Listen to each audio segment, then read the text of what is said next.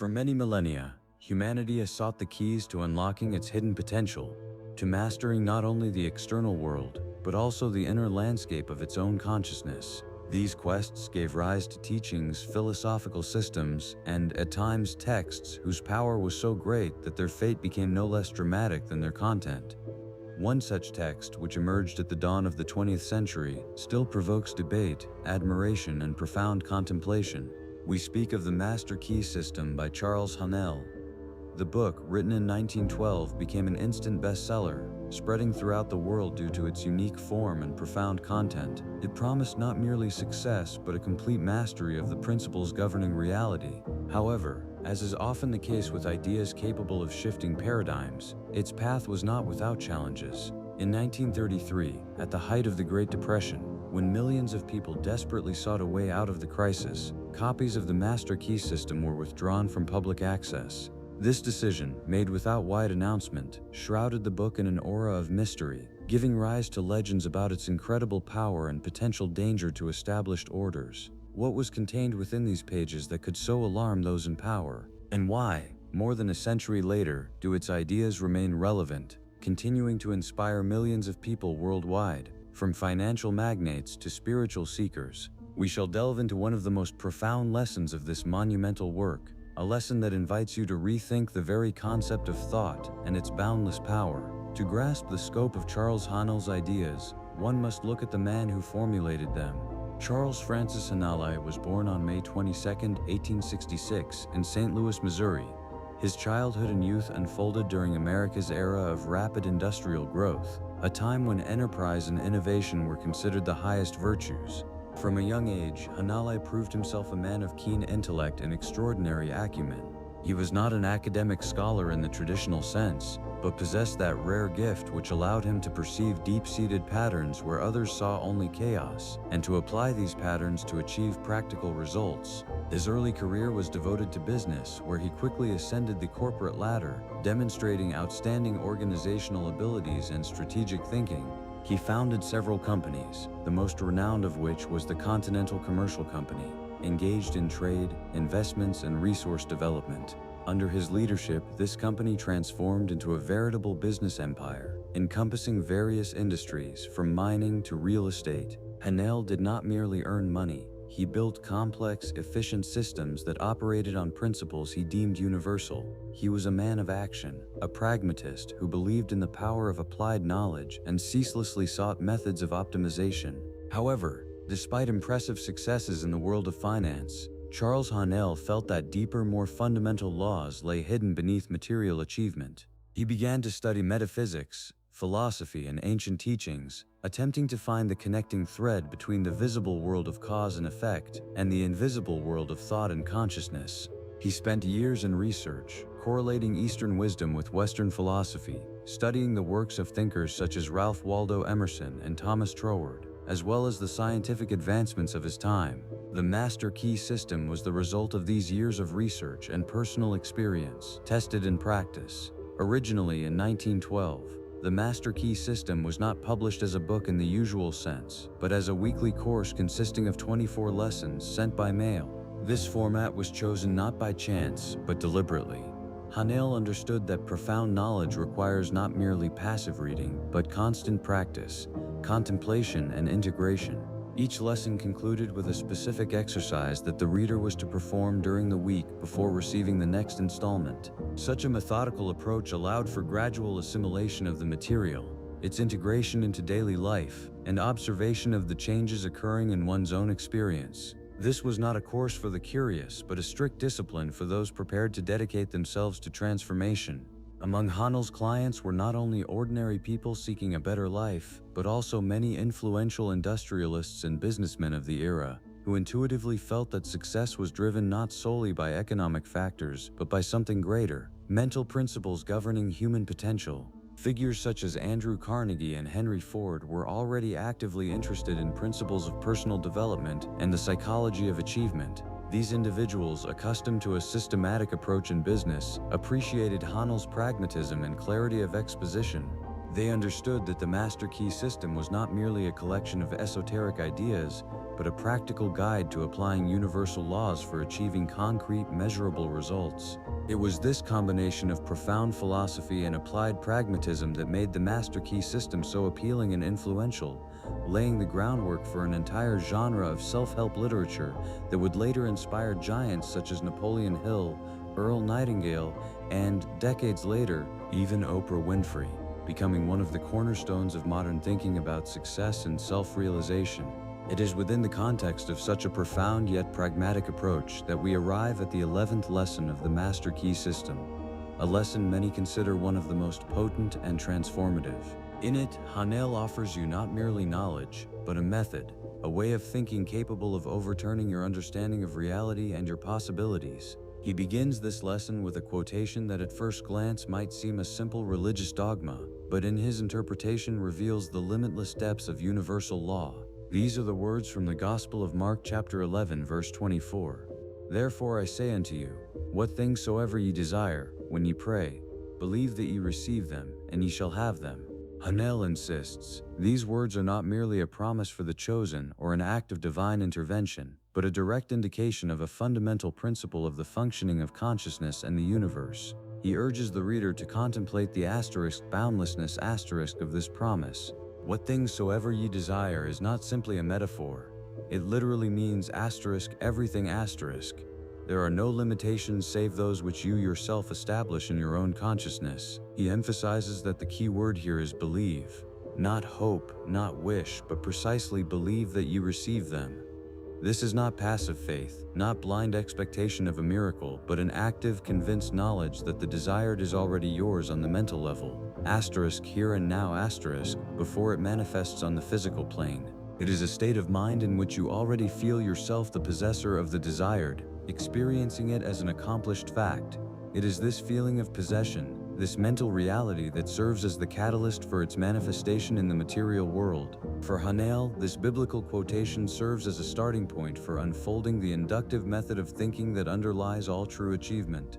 He asserts that power comes in repose, it is in the silence that we can think, and thought is the secret of all achievement. This is not merely a beautiful phrase, it is an indication of the deep interrelation between an inner state of peace, clarity of thought, and the ability to manifest the desired. The inductive method, of which Hanel speaks, is a path from the particular to the general, from a singular truth to a universal law.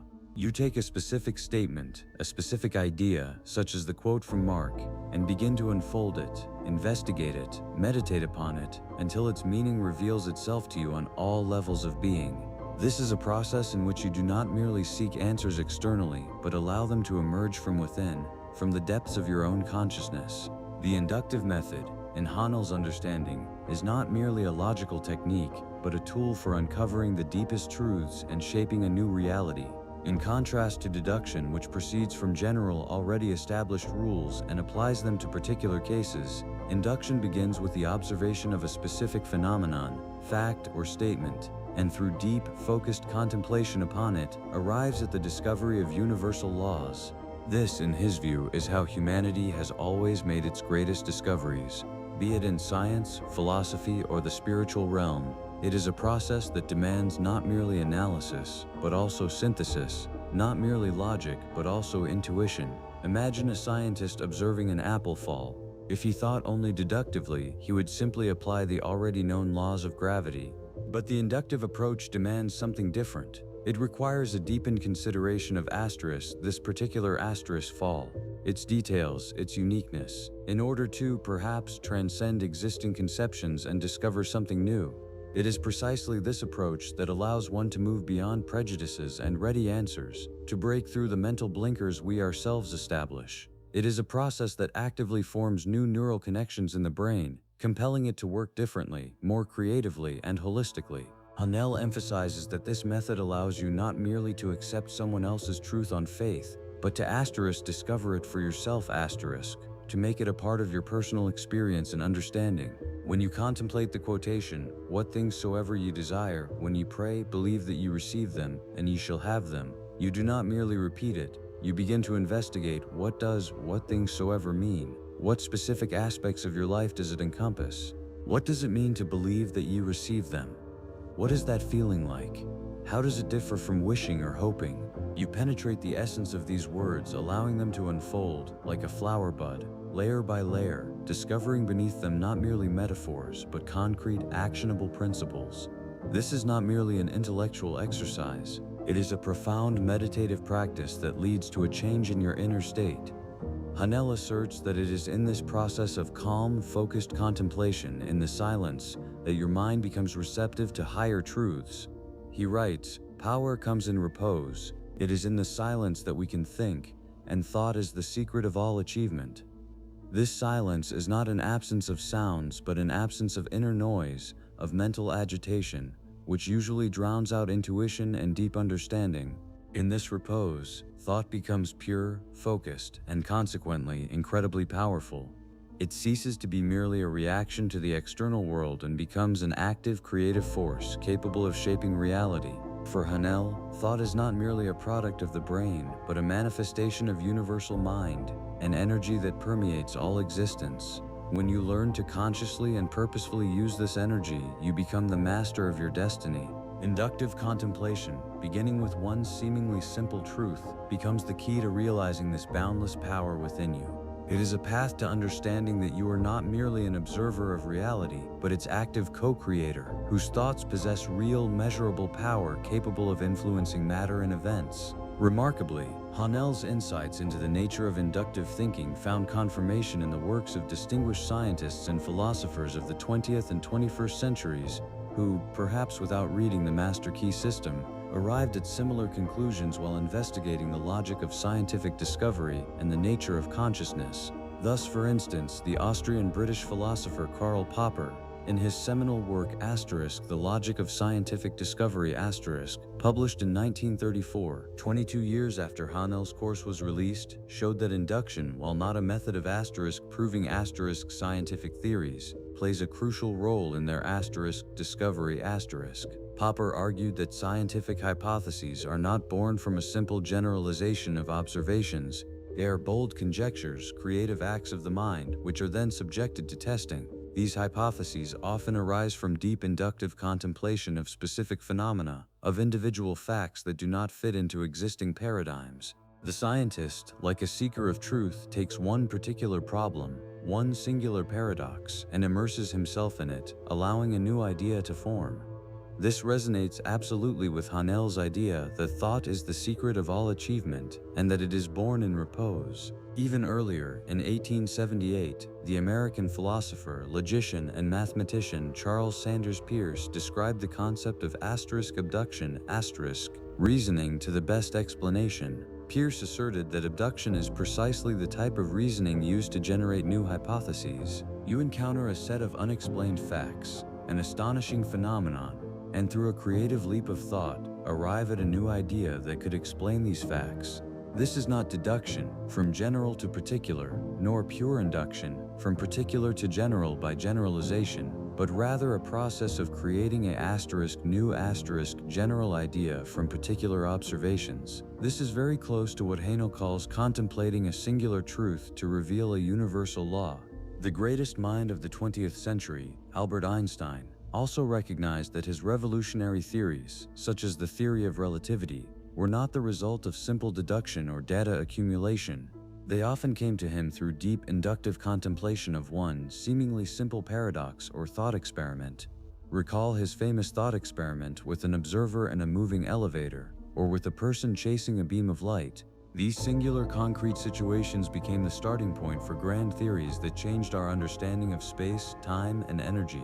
Einstein possessed a unique ability to immerse himself in one idea, unfolding it in all possible directions until its internal logic revealed universal principles to him.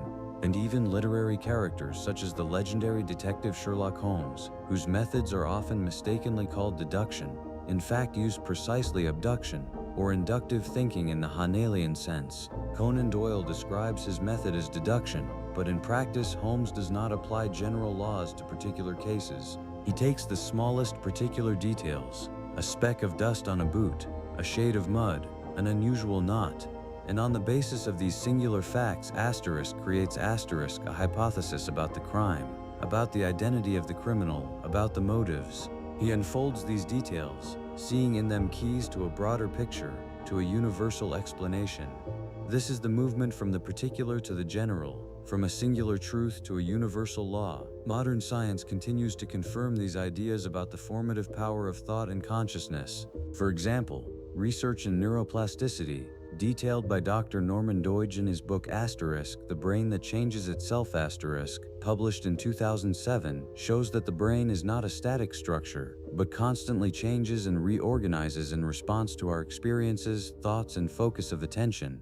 Focused inductive contemplation literally rewires our brain, creating new neural pathways and strengthening existing ones, which allows us to perceive reality in new ways. Biologist Bruce Lipton, in his works on epigenetics, demonstrates that not only our genes determine our destiny, but also our environment, our beliefs, and our thoughts can influence gene activity, effectively changing biological reality. This resonates with Hanel's idea that thought is a creative force capable of influencing the physical world. And finally, even at the quantum level, experiments such as those conducted by Alan Aspect in 1982, confirming quantum entanglement, hint at a deep interconnectedness of all existence, where individual particles remain linked, regardless of distance. This metaphorically reflects the idea that deep immersion in one particle of truth can reveal a connection to the entire system of the universe.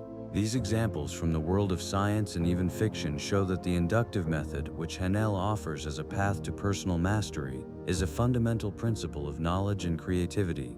It is not merely a way to learn something new, but a way to create new understanding, new possibilities, a new reality. But the idea of delving into a singular truth to reveal the universal is not new. It permeates many ancient spiritual and philosophical traditions, proving the universality of this method of cognition and its enduring relevance. Take, for example, the Knights Templar, the mysterious chivalric order of the Middle Ages. Their spiritual practices, shrouded in many legends, included hours of meditation on a single object, the cross. To an external observer, this might have seemed simple veneration of a symbol, but for the initiates, the cross was not merely a symbol of crucifixion. It was a mandala, a geometric projection of cosmology, a point of intersection of the material and spiritual, the horizontal and vertical. By contemplating one cross, the Templars sought to see in it the entire universe, all its laws, all its mysteries. From a singular symbol, they moved to an understanding of the entire cosmology, the entire structure of being, revealing within themselves profound insights into creation and their place within it, gaining not only spiritual wisdom but also inner strength that allowed them to perform great deeds. In the Jewish mystical tradition Kabbalah, there exists a practice known as hitbonedet, deep contemplation or meditation. This is not merely reflection, but an active, focused immersion in one idea, one letter of the name of God, one concept, until its inner meaning reveals itself in its full completeness. Each letter of the Hebrew alphabet, each name of God, is considered a portal to infinite levels of meaning. A practitioner of hitbone can delve for hours into one letter, unfolding its meaning on physical, psychological, and metaphysical levels, until he sees in it a reflection of the entire universe, all its mysteries, comprehending the deep interrelation between microcosm and macrocosm. This gave them not only knowledge but also a sense of unity with the source of all being. A similar principle is found in the Sufi tradition of Islam, where there is the practice of dhikr, the remembrance of God. This can be the repetition of one of the 99 names of God, or one phrase, or even a simple sound. Sufis believe that through focused rhythmic repetition of one name, the mind is cleansed of worldly anxieties, and one gradually dissolves into the divine presence. The singular name becomes a key to realizing the unity of all existence, to a deep spiritual insight that transcends rational understanding, bestowing a state of bliss and profound peace. By repeating one phrase, they discover boundlessness. And of course, Zen Buddhism with its famous koans. A koan is a paradoxical question or statement that has no logical answer, and is intended to lead the mind beyond rational thought, to stimulate intuitive insight. One of the most famous koans, "What was your face before your parents were born?"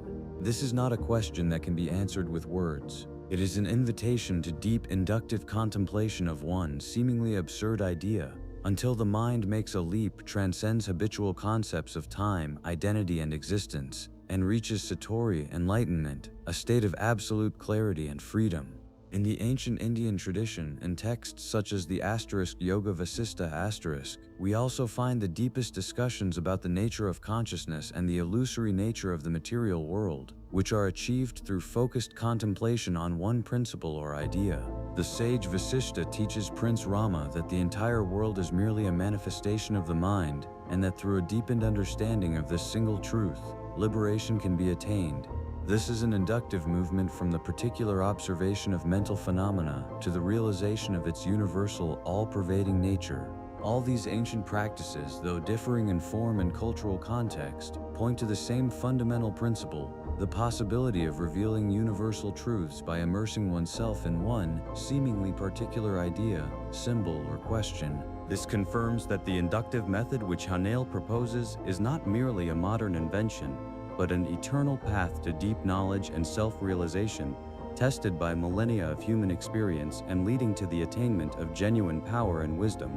It is this centuries-old universal principle that forms the basis of the practical assignment in the 11th lesson of the Master Key system. Hanel invites you not merely to read and agree, but to make this knowledge your own, to integrate it into the very fabric of your being. He urges you to choose one phrase. It could be a sacred quotation like Mark 11:24, or a scientific statement, or a profound philosophical thought. It is important that this phrase resonates with you, that it contains the potential for deep revelation, and that it arouses genuine interest. Then, every day for an entire month, you are to dedicate 15 minutes to focused contemplation upon this phrase. This is not merely repeating words nor attempting to find a ready answer in books or from other people. It is an active yet calm immersion into its essence, into its vibration, into its energy. Hanel insists, allow the meaning to unfold to you. What does this phrase mean on a physical level? How does it manifest in your body, in your environment, in the material world? What does it mean on a psychological level? How does it affect your emotions, your thoughts, your perception of yourself and others, your beliefs? And, finally, what does it mean on a metaphysical level? How is it connected to universal laws, to the nature of consciousness, to the boundless potential of which Hanel speaks, to the first cause of all existence? This process is not a search, but an allowing asterisk. You allow the profound wisdom contained within this phrase to manifest from within you, from your subconscious mind, from the collective field of consciousness. You train your mind to see not only the surface, but also the depth, not only the particular, but also the universal. You learn to hear the voice of the silence, in which true thought and true power are born. This is a practice that develops not only intellect, but also intuition, and most importantly, your ability to consciously shape your reality based on a deep understanding of its fundamental principles. This is not merely a change in your thinking, it is a change in yourself at a profound level, a transformation of your consciousness and your capacity for action. It is through such systematic inductive contemplation that you begin to see how, what things soever ye desire when ye pray, believe that ye receive them, and ye shall have them, ceases to be merely a beautiful promise and becomes a tangible working truth in your own life. This is the first step toward becoming a true master key to your own existence, unlocking your boundless potential and gaining the ability to create your reality at your discretion. It is this process, this methodical and deep immersion into the essence of a single truth, that serves as a bridge between ancient wisdom and modern scientific understanding. What Charles Hanel offered as a path to self-realization at the beginning of the 20th century is today finding ever new confirmations in cutting-edge research into the human mind and body. Science, which for a long time separated matter and consciousness, is now beginning to realize their inseparable connection, revealing the mechanisms by which thought can indeed shape our reality. Modern neurobiology, for example, has discovered an astonishing phenomenon known as neuroplasticity, the brain's ability to reorganize itself, forming new neural connections throughout life. Until recently, it was believed that the adult brain was static and its structure immutable. However, research in recent decades has completely refuted this dogma. Dr. Norman Doidge, in his seminal book The Brain That Changes Itself published in 2007, described in detail how our brain constantly rewires itself under the influence of experience, learning, and even our thoughts. He showed that we are not simply passive recipients of information from the external world, We are active architects of our own neural network. One of the most striking and convincing proofs of neuroplasticity is the famous study conducted by Eleanor Maguire and her colleagues in 2002. They studied the brains of London taxi drivers. To become a licensed taxi driver in London, one must pass an incredibly difficult examination known as the knowledge. This requires memorizing 25,000 streets, countless landmarks, and the shortest routes between them, which takes an average of 3 to 4 years of intensive study. The researchers found that experienced London taxi drivers had a significantly increased volume in the posterior hippocampus, a brain region critical for spatial navigation and memory formation. Moreover, the longer a taxi driver worked, the larger their hippocampus. This convincingly demonstrates that intensive, purposeful mental activity, such as daily contemplation of a complex city map, literally changes the physical structure of the brain. If merely memorizing streets can lead to such significant changes, imagine what can happen when you purposefully and daily, for a month, focus your contemplation on one profound truth. As Hanel suggests, you are not merely thinking about a phrase, you are actively forming new neural pathways, strengthening connections that support your new understanding and perception of reality. You are literally reprogramming your brain to be attuned to perceiving and realizing what you are contemplating. This is not a metaphor. It is a physiological process that allows you to expand your cognitive map to see the boundless possibilities hidden in the ordinary. Another revolutionary field, epigenetics, reveals how our thoughts and environment can influence the expression of our genes without altering the DNA sequence itself. Dr. Bruce Lipton, author of *The Biology of Belief*, was one of the first to popularize the idea that cells respond not to genes, but to the perception of the environment. We are not victims of our genes, we are their conductors. Genes are merely blueprints, and epigenetic mechanisms determine which of these blueprints will be activated and which will remain dormant. One of the most astonishing experiments in this field was a study conducted by Brian Dias and Kerry Ressler in 2014. They trained male mice to fear the scent of cherry blossom acetophenone by subjecting them to mild electric shocks each time the scent appeared. The mice quickly developed a strong fear, but the most surprising thing happened next. The offspring of these mice, never subjected to electric shocks and never encountering the cherry scent, showed increased sensitivity and fear of acetophenone, and even their grandchildren exhibited the same reaction. The researchers found changes in the DNA of the father's sperm, which were passed on to subsequent generations. This means that an acquired fear, a traumatic experience, can be inherited through epigenetic modifications. If negative experience can be inherited at a biological level, then what can be said about deeply ingrained positive beliefs, about the purposeful formation of mental patterns, about conscious contemplation of universal truths? Hanel, perhaps intuitively, understood that systematic work with thought can not only change the person themselves, but also influence their biological nature, creating favorable conditions for the realization of the desired.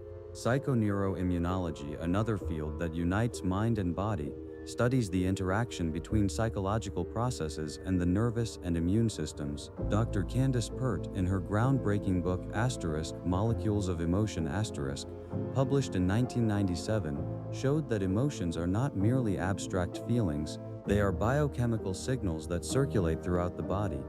Neuropeptides, which she called molecules of emotion, link the brain, endocrine, and immune systems, providing constant bidirectional communication. Our thoughts and feelings directly influence our physiology, including the body's ability to fight disease. Numerous studies conducted by Janice Kikolt-Glaser and Ronald Glaser have shown how stress and negative emotional states suppress immune function. For example, medical students during examination periods showed reduced activity of immune cells, slower wound healing, and decreased vaccine efficacy. These studies irrefutably prove that mental state directly affects physical health. If negative thoughts and stress can weaken our body, it is logical to assume that systematic, positive, focused thought, as Hanel suggests, can, on the contrary, strengthen the immune system, contributing to overall well-being, longevity, and resilience. This creates not just a mental, but also a biological basis for the embodiment of your intentions. And, finally, the placebo phenomenon, one of the most convincing proofs of the mind's ability to influence the body and reality. A placebo is an inactive substance or treatment that nevertheless causes real physiological or psychological improvements solely due to the patient's belief in its effectiveness. In 1955, Dr. Henry K. Beecher conducted a meta-analysis of 26 studies and found that the placebo effect occurred in an average of 32% of patients and in some cases reached 60% or higher. People experience pain relief, improvement in conditions such as ulcers, depression, Parkinson's disease, and even some types of cancer by taking sugar pills or undergoing sham surgeries. Mark 11:24. The quote, Hanel asks you to focus on what things soever ye desire when ye pray, believe that ye receive them, and ye shall have them, is the quintessence of the placebo principle. It is not merely a matter of believing in a miraculous pill, it is a matter of believing in the boundless power of your own consciousness. Hanel invites you to consciously and systematically apply this principle not to a single illness, but to your entire life. By contemplating this phrase, you activate internal mechanisms of expectation and belief that, as science shows, are capable of causing real, measurable changes in your body and your environment. You learn to consciously direct this innate ability for self-healing and self-realization, becoming not a passive patient but an active creator of your destiny. These scientific discoveries, made decades after the publication of the Master Key System, do not merely confirm Hanel's intuitive insights, they give us a deep understanding of the asterisk mechanisms by which focused thought, belief, and intention can transform our inner and outer reality. They show that the practice you are about to begin is not an esoteric fantasy, but a scientifically grounded method of working with the most fundamental forces of human consciousness. However, before modern science began to unravel these complex connections between mind and matter, many ancient traditions already possessed a profound understanding of the power of focused thought and inductive contemplation. For millennia, sages and mystics of various cultures arrived at similar conclusions about the nature of reality and the human consciousness's ability to shape it. These parallels are not accidental, they point to the universality of the principles that Hanel sought to systematize. In the Hermetic tradition, attributed to the legendary Hermes Trismegistus, the principle as above so below, as within so without, holds a central place. This aphorism, enshrined in the emerald tablet asserts that the universal laws of the microcosm and macrocosm are identical. In one of the foundational Hermetic texts, the Poimandris it is described how the divine mind or nous reveals itself to man through deep introspection and contemplation. The man who comprehends this inner light gains the ability to understand and influence reality. Hermeticists believed that thought is a manifestation of the divine mind in man, and therefore it possesses creative power. Their practice included deep contemplation of symbols and principles to grasp universal laws, which directly echoes Hanel's method of unfolding the meaning of a single phrase. Buddhism, 2.5 millennia before Hanel, proclaimed the primacy of mind in shaping reality. In the Dhammapada one of the most sacred texts of Buddhism, the first stanza states, "We are what we think. All that we are arises with our thoughts. With our thoughts we make the world." This is not merely a poetic metaphor, but a fundamental assertion underlying all Buddhist philosophy and practice.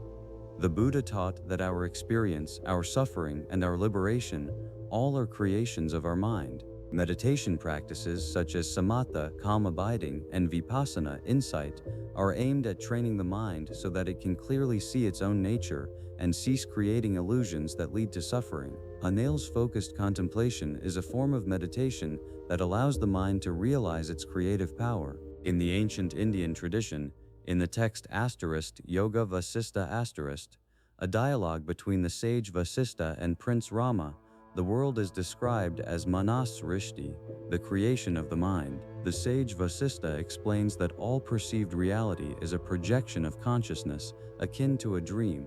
He emphasizes the power of sankalpa, purposeful intention or focused thought, which possesses the ability to shape destiny. Through deep self-introspection and contemplation on the nature of consciousness, one can free oneself from illusions and realize one's true, boundless nature. The practice proposed by Hanel is a direct path to mastering this sankalpa, to consciously shaping one's reality. The Jewish mystical tradition Kabbalah also contains deep parallels with the method of inductive contemplation. Kabbalists seek to comprehend Ein Sof, the boundless, the incomprehensible aspect of God, through the study and meditation on the 10 Sephirot, divine attributes through which the Creator manifests. The practice of hitbonut or deep contemplation often involves meditating on a single letter of God's name or one aspect of the Sephirot. Through this focused immersion in the particular, the Kabbalist seeks to reveal universal truth, to see the entire cosmology, the entire structure of the universe, contained within a single point. This strikingly resembles Hanel's call to contemplate the boundlessness of the promise contained in a single biblical phrase. Stoics, such as Epictetus and Marcus Aurelius, who lived in ancient Greece and Rome, also emphasized the exceptional power of the mind. Epictetus taught that it is not things themselves that disturb men, but their opinions about these things. That is, not external events, but our attitude towards them determines our well-being. Marcus Aurelius, Roman emperor and philosopher, wrote in his Meditations "Our life is what our thoughts make it." Stoics called for constant self-reflection, for discipline of the mind, for focused contemplation on the principles of virtue and reason. Their practice consisted of consciously forming their inner states, their judgments, to remain unperturbed in the face of external circumstances. Hanel's practice of focused contemplation is a deeply Stoic approach to managing one's inner world, to shaping one's perception and consequently one's reality. In Zen Buddhism, especially in the Rinzai school, koans are widely used, paradoxical questions or stories designed to lead the mind out of habitual logical constructions and open it to intuitive insight. A classic koan: "What was your face before your parents were born?" This question has no rational answer. It requires deep, non-linear contemplation that breaks down conceptual barriers and leads to a direct experience of truth. This is very similar to Hanel's call not to seek a ready answer, but to allow meaning to unfold, allowing intuition to emerge from the depths of consciousness. It is through such focused, non-conceptual contemplation that Satori, sudden enlightenment, is achieved. These ancient traditions, each in its own way, emphasized the same truth. The human mind possesses incredible power to shape reality. They offered methods that, in essence, are inductive contemplation, from focusing on a single idea, symbol, or question to revealing universal laws and the deepest truths. Charles Hanel was perhaps one of the first to attempt to translate this ancient, esoteric wisdom into a language understandable to the Western mind, systematizing it into a practical system for achieving personal goals. He showed that these principles are not the privilege of chosen mystics, but are accessible to everyone willing to make focused effort. It is precisely through such an approach, systematic, purposeful contemplation, that many outstanding individuals of the 20th and 21st centuries have achieved incredible success, often without even realizing that they were applying principles outlined in the Master Key system. Their stories serve as living proof of the efficacy of Hanel's method, demonstrating how focused thought, belief, and intention can transform a life. One such figure is Earl Nightingale. In 1956, he recorded an audio message titled "The Strangest Secret." It was a short 20-minute recording that subsequently became the first million-selling bestseller in the history of the personal development industry. In it, Nightingale articulated a simple yet profound truth: you become what you think about most of the time. He asserted that people who are focused on their goals achieve them, and those who are focused on fears and doubts attract precisely that into their lives. Nightingale arrived at this conclusion by deeply studying the works of Napoleon Hill and other thinkers, including, undoubtedly, Charles Hanel. He realized that successful people, regardless of their field of endeavor, shared one common trait: they constantly and purposefully held in their consciousness the image of the desired outcome. The Strangest Secret not only changed his own life, transforming him from a modest radio host into one of the most influential motivational speakers of his time, but also inspired millions of people worldwide to begin consciously managing their thoughts to shape their destiny. This was a direct embodiment of Hanel's 11th lesson applied on the scale of mass communication. Napoleon Hill, whose name has already been mentioned, is another vivid example of the practical application of the principles underlying the Master Key system. His monumental work *Think and Grow Rich*, published in 1937, became a Bible for entrepreneurs and individuals striving for success. Hill's story began in 1908 when a young journalist interviewed steel magnate Andrew Carnegie, one of the wealthiest men in the world. Carnegie challenged Hill to spend 20 years researching the lives of 500 of America's most successful people to identify the universal principles of their achievements. Hill accepted this challenge and for 2 decades interviewed giants such as Thomas Edison, Henry Ford, Theodore Roosevelt, and Alexander Graham Bell. He discovered that despite differences in their fields of activity, they all employed similar mental strategies. Among these were definiteness of purpose, persistence, the power of the master mind, group consciousness, and especially important, autosuggestion, the conscious implantation of desired thoughts and beliefs into the subconscious mind. These principles are in essence an expanded and empirically confirmed version of what Hanel described as the power of focused thought and belief. Hill showed that systematic, purposeful contemplation of one's goal, bolstered by belief, is a most powerful tool for its realization. Steve Jobs, the brilliant co-founder of Apple, also intuitively applied principles similar to Hanel's inductive method. In his famous commencement address at Stanford in 2005, Jobs recounted his experience attending calligraphy classes at Reed College, which he dropped out of. At the time, it seemed a completely useless endeavor. However, 10 years later, when he was designing the first Macintosh, it was precisely the knowledge gained in those courses that allowed him to create a computer with beautiful typography, which was revolutionary for its time. Jobs called this connecting the dots looking backwards. He said that it is impossible to connect the dots looking forward. They can only be connected by looking backward. This is a profound understanding that seemingly disparate elements of experience, if allowed to emerge and be contemplated, can coalesce into a unified, harmonious picture. His ability to see universal principles of design and user experience in the smallest details, his intuition that guided him through innovations, was the result of deep, focused contemplation on what he wanted to create. He did not seek ready answers. He allowed meaning to unfold. Much as Hanel urges you to unfold the meaning of a single phrase.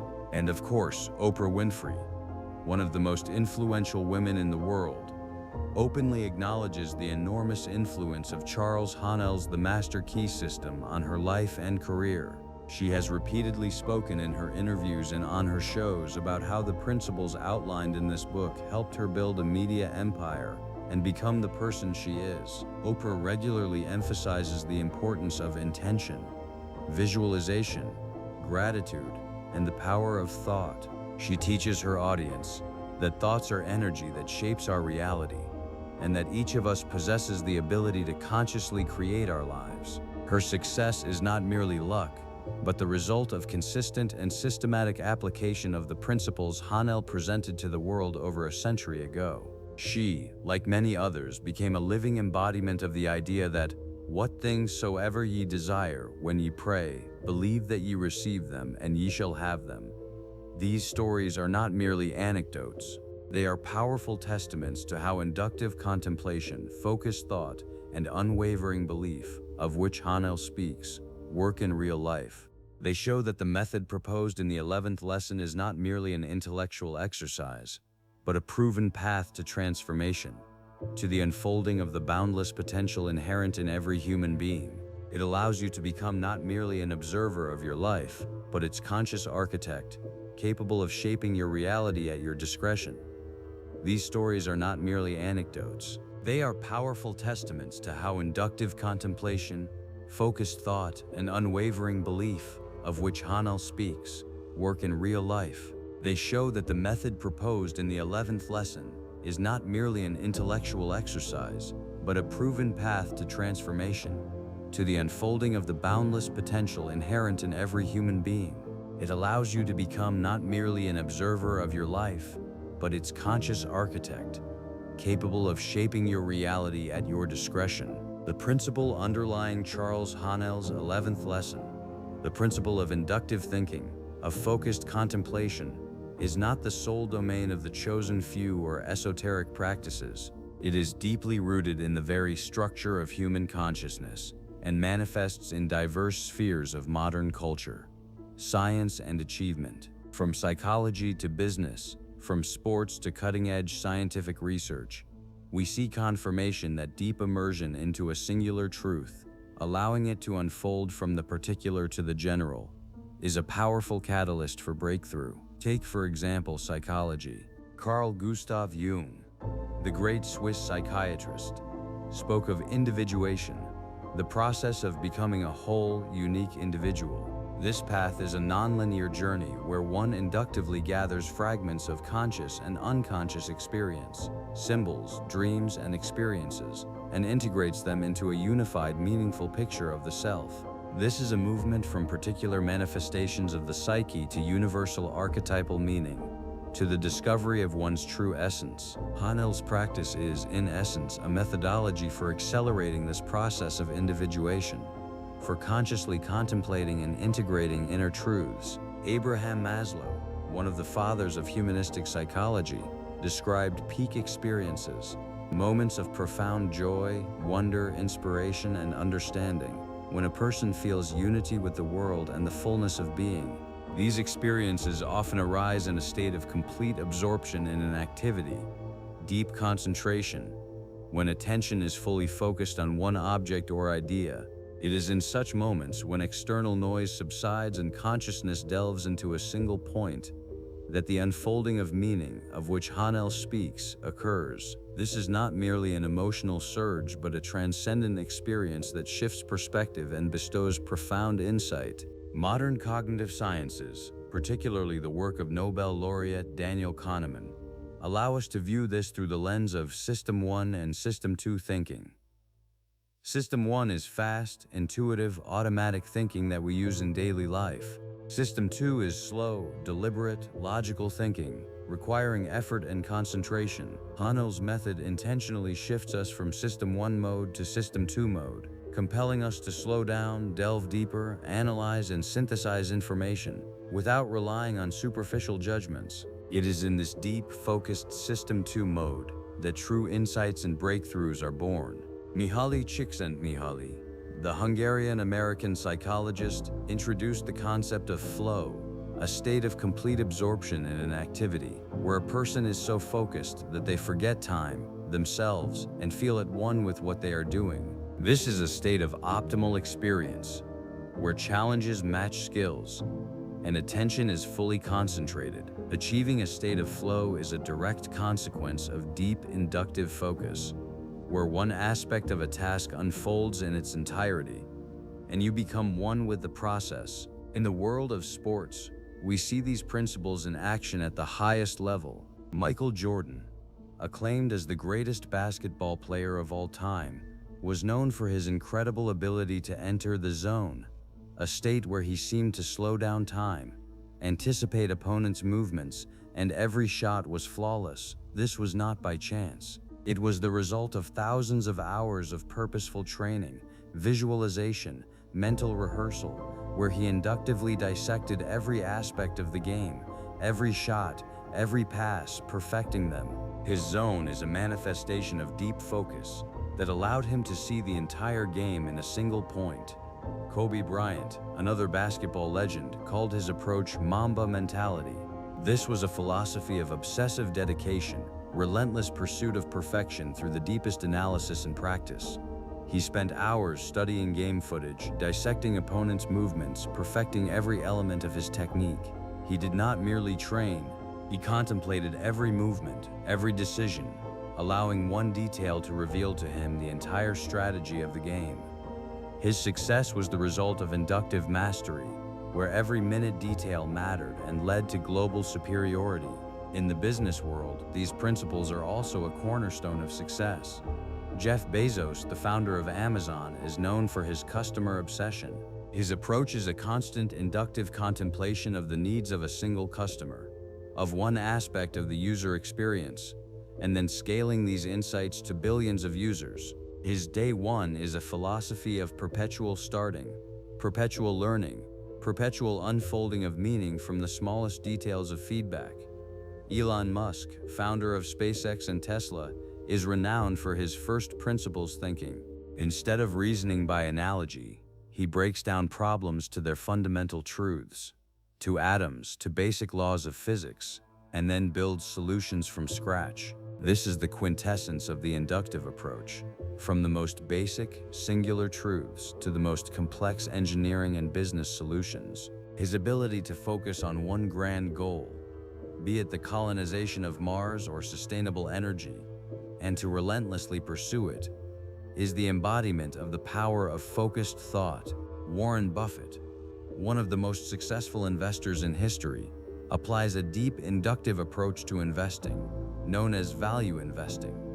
He does not chase market trends. Instead, he thoroughly studies individual companies, their business models, management, and competitive advantages to understand their true intrinsic value. He allows one company, one principle of investing, to reveal to him the entire complexity of the market, building his empire on the basis of deep, focused insights. Modern science also provides us with astonishing confirmations of these principles. Neuroplasticity, a phenomenon described by Dr. Norman Doidge in The Brain That Changes Itself 2007, shows that our brain is not a static structure. It constantly reorganizes, forming new neural connections in response to our experience, thoughts, and focus of attention. The deep, focused contemplation of which Hanel speaks literally reprograms our brain, creating new pathways for thinking and perception. You are not merely thinking, you are actively rebuilding your internal architecture. Epigenetics, a field of science popularized by Dr. Bruce Lipton, demonstrates that our genes are not our destiny. The environment, our beliefs, emotions, and even thoughts can turn certain genes on or off, affecting our health and well-being.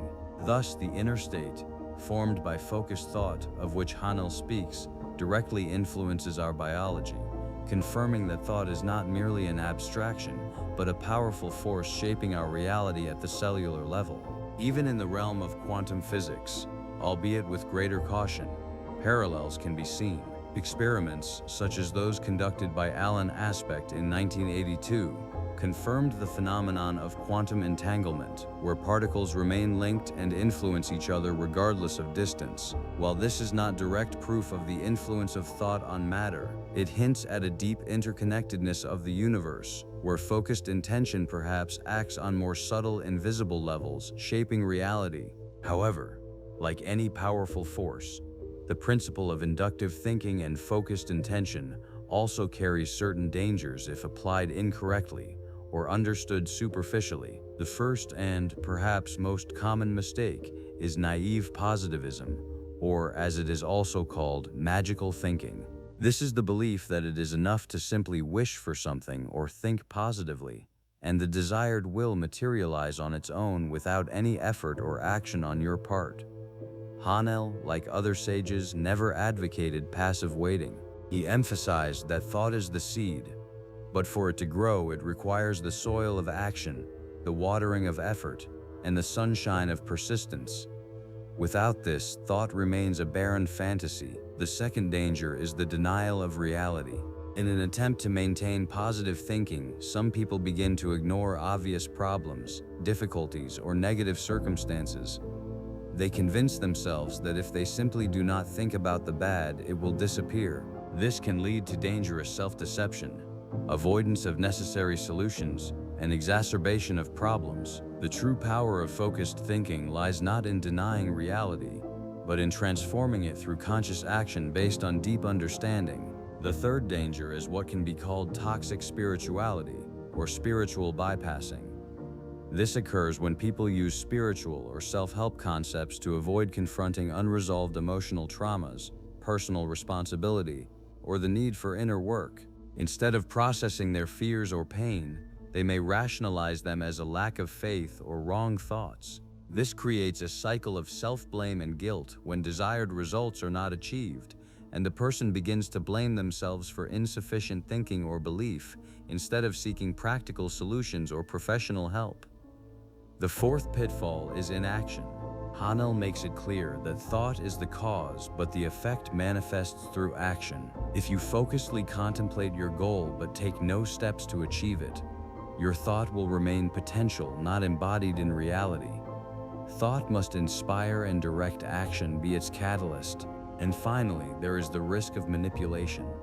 Principles like those outlined in the master key system can be distorted and used by unscrupulous individuals to exploit vulnerable people, promising instant miracles or quick solutions for a fee. It is important to remember that true power lies within you, and it requires discipline, patience, and consistent work, not magic spells or external intermediaries. Understanding these dangers allows you to approach Hanel's 11th lesson with wisdom and balance, using it as a powerful tool for creation, rather than an excuse to escape reality. Now that we have explored the depth and breadth of Charles Hanel's 11th lesson, it is time to move to practice. Theory without application remains merely knowledge, but not wisdom.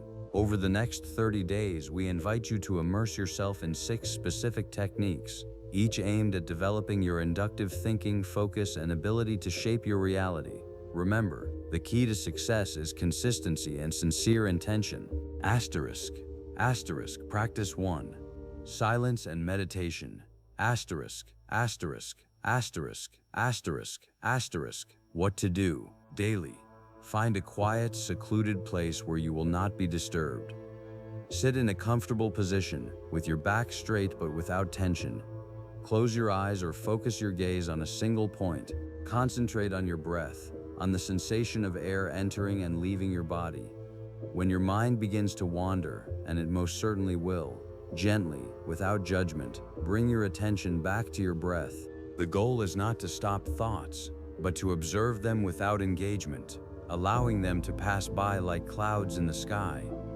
Asterisk. How many minutes per day? 15 minutes. Asterisk. When to begin feeling the effect? The first sensations of peace, clarity, and reduction of inner noise may appear within 3 to 5 days. A profound reduction in stress, improved concentration, and emotional regulation will become noticeable within 2 to 3 weeks. Asterisk. Practice 2. Goal visualization. Asterisk. What to do? Choose one specific goal or desired outcome that you wish to manifest in your life. This can be anything: a new home, improved health, career advancement, harmonious relationships. Daily, in a relaxed state, preferably upon waking in the morning or before sleep in the evening. Close your eyes and imagine this goal as vividly and in as much detail as possible, as if it has already been fully realized. Engage all 5 of your senses. What do you see around you? What sounds do you hear? What smells do you perceive?